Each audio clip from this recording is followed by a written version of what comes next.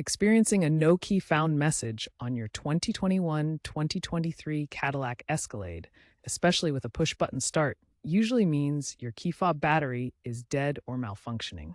These systems rely on RFID and Bluetooth to detect the fob within a short range of 3 to 5 feet. The official fix involves either replacing the fob battery or having your Cadillac dealer reprogram the key fob. GM has also released firmware patches to improve battery detection and reduce false errors. You can also use the physical key blade hidden in the fob as a manual entry. Remember, official methods are the safest route.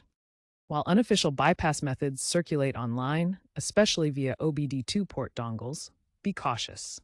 GM may void your warranty for unauthorized modifications. Some methods pose cybersecurity risks, potentially exposing your Escalade to theft or hacking. The future is moving towards digital solutions, with smartphone integration allowing you to start your car via an app. GM is phasing out physical fobs in newer Escalades for biometric or NFC-based systems. For your 2021-2023 model, stick to official fixes or consult a certified technician to avoid legal or safety issues.